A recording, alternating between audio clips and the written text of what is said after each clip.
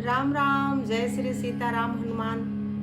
मैं कुमकुम श्रीवास्तव अपने चैनल पे आप लोगों का बहुत बहुत स्वागत करती हूँ। प्रातः स्मरणीय बाबा तुलसीदास जी द्वारा रचित श्री रामचरितमानस पाठ लेके आप लोगों के समक्ष पुनः उपस्थित हूँ। पिछले प्रसंग में हमने श्रवण किया, बाबा लिखते हैं कि माँ भवानी प्रभु श्री राम की परीक्षा लेने माँ सीता का रूप धारण करके गईं। उसके बाद उनका प्रभाव देख के उन्होंने पहचाना कि शंभु गिरीश ने जो भी कहा है वो सत्य कहा है। महादेव ने जो हमको समझाया था कि वही प्रभु परम ब्रह्म है, श्री राम है, और मैं ना मान के बहुत बड़ी गलती की हूँ, बहुत पछता रही हैं। और जब प्रभु महेश के पास आती हैं तो उसको छुपाती हैं, लेकिन महादेव सब जान जाते हैं। मन में ग्लानि का भाव बहुत है माँ सती के, और महादेव मन ही मन उनका त्याग करते हैं कि पत्नी रूप में मैं स्वीकार नहीं कर पाऊंगा और छोड़ भी नहीं पाऊंगा। ऐसा चिंतन करते हुए अखंड समाधि का रूप धारण कर लेते हैं। अखंड समाधि में वो बैठ जाते हैं। माँ सती के अंदर बहुत बड़ी ग्लानि है कि हमने बहुत बड़ी गलती की है, महादेव की बात न मान के। आइए आगे के प्रसंग की ओर चलते हैं। अगर ये भगवान की कथा आप लोगों को पसंद आए तो चैनल को सब्सक्राइब जरूर करिए, लाइक करिए, कुछ कमेंट जरूर किया करिए। कमेंट में आप लोग कंजूसी करते हैं, कुछ कमेंट करेंगे, कुछ सुझाव करेंगे तो हमारा उत्साह, हमारा मनोबल बढ़ता रहेगा। प्रभु की कथा तो वैसे भी बहुत ही मन भावन है, अमृतमयी वर्षा करती ही है ये भगवान की कथा। आइए अगले प्रसंग की ओर चलते हैं। सती बसहि कैलास तब अधिक सोच मन माही, मरम न को जान कछु जुग सम दिवस सिराही। सती जी कैलाश पे आके रहने लगी, लेकिन उनके मन में बहुत भारी दुख था। इस रहस्य को कोई कुछ भी नहीं जानता था। मन ही मन माँ भवानी बहुत दुखी हैं। महादेव तो दुखी होके समाधिस्थ हो गए। उनका माँ सती का एक एक दिन एक एक युग के समान बीत रहा था। नित नव सोच सती उर भारा, कब जय हूँ दुख सागर पारा।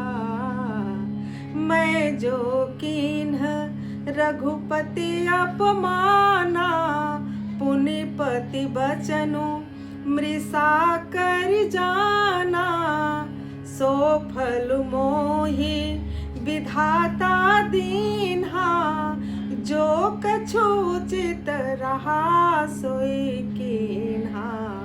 अब विधियस पूछिय नहीं तो ही, शंकर विमुख जियावस मोही। सती जी के हृदय में नित्य नया और भारी सोच हो रहा था कि मैं इस दुख समुद्र के पार कब जाऊंगी। मैंने जो श्री रघुनाथ जी का अपमान किया और फिर पति के वचनों को झूठ जाना, उसका फल विधाता ने मुझको दे दिया। जो उचित था विधाता ने वही किया, परंतु हे विधाता, अब तुझे यह उचित नहीं है जो शंकर से विमुख होने पर भी मुझे जिला रहा है। माँ भवानी के अंदर इतनी ग्लानि हो गई है, विधाता से कह रही हैं कि जो कुछ भी आपने किया वो तो बहुत उचित किया, हमको हमारे किए का दंड मिला, लेकिन आप ये उचित नहीं कर रहे हैं कि इतनी बड़ी गलती जो हमसे हुई है और महादेव के परित्याग कर देने के बाद भी जो मैं जिंदा हूँ, मुझे आप जिंदा रख रहे हैं, ये उचित नहीं कर रहे हैं। मुझे जिंदा मत रखिए प्रभु। कहीं ना जाए कछु हृदय गलानी, मन महु राम ही सुमिर सयानी। जो प्रभु दीन दयालु कहावा, आरती हरन वेद गावा। माँ सती के हृदय की ग्लानि कुछ कही नहीं जाती।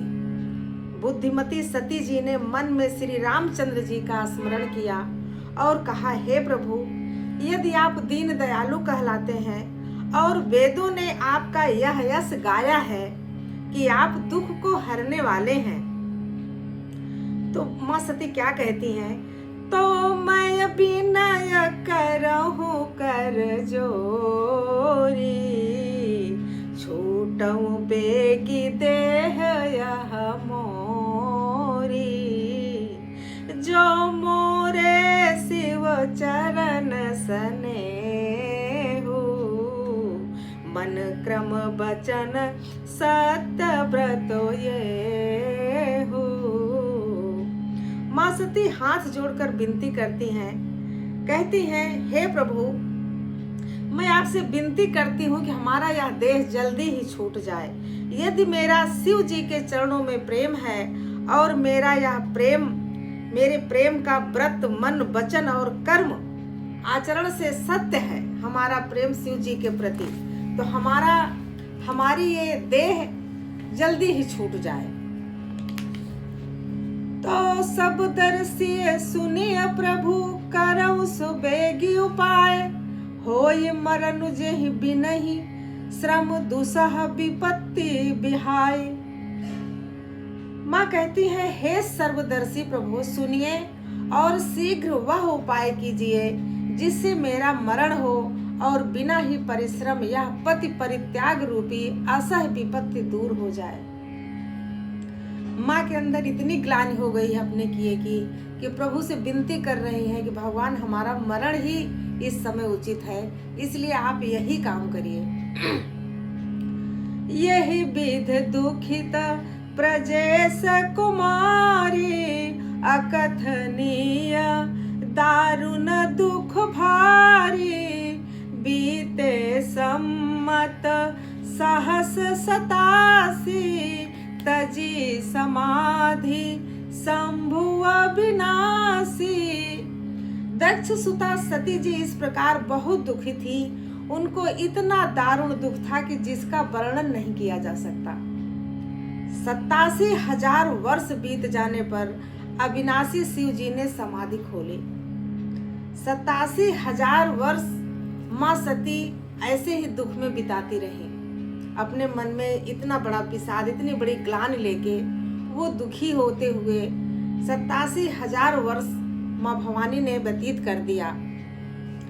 शिव जी ने जब अपनी समाधि खोली, आंख खुलते मान शिव जी राम नाम शिव सुमिरन लागे, जानहु सती जगत पति जागे, जाय शंभु पद बंदनु कीन्हा, सन्मुख शंकर आसनु दीन्हा।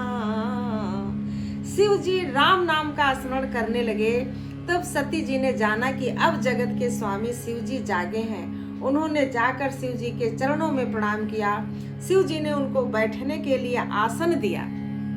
माँ भवानी जब शिव जी के पास जाके उनको प्रणाम करती हैं तो महादेव माँ सती के लिए बैठने के लिए आसन देते हैं। उनको कहते हैं, आप यहाँ बैठ जाइए। लगे कहन हरि कथा रसाला, दक्ष प्रजेश भये तेहि काला, देखा विधि विचारे सब लायक, दक्ष ही कीन्ह प्रजापति नायक। शिव जी भगवान हर की रसमयी कथा कहने लगे। उसी समय दक्ष प्रजापति हुए। ब्रह्मा जी ने सब प्रकार से योग्य देख समझकर दक्ष को प्रजापतियों का नायक बना दिया। जिस समय महादेव प्रभु शिव अपनी समाधि से आंख खोलते हैं, राम राम करते हुए माँ सीता को आसन देते हैं, फिर भगवान की कथा उनको सुनाने लगते हैं। इधर दक्ष महाराजा दक्ष जो हैं उनको प्रजापति प्रजापतियों को नायक ब्रह्मा जी बना देते हैं। बड़े अधिकार दक्ष जब पावा, अति अभिमानु हृदय तब आवा। नहीं को अस जन्मा जग माही, प्रभुता पाई जाहि मद माही।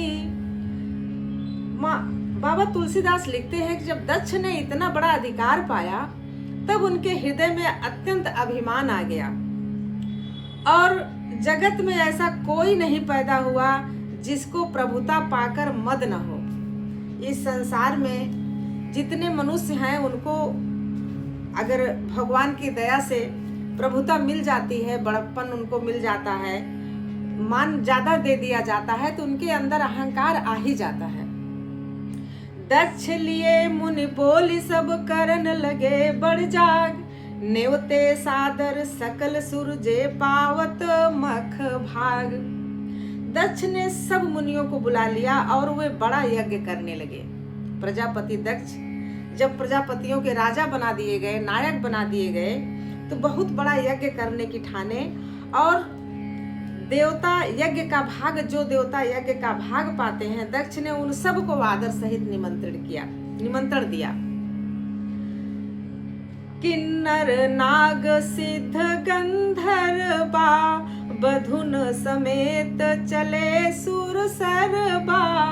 विष्णु बिरंची महेशु बिहाई, चले सकल सुर जान बनाई।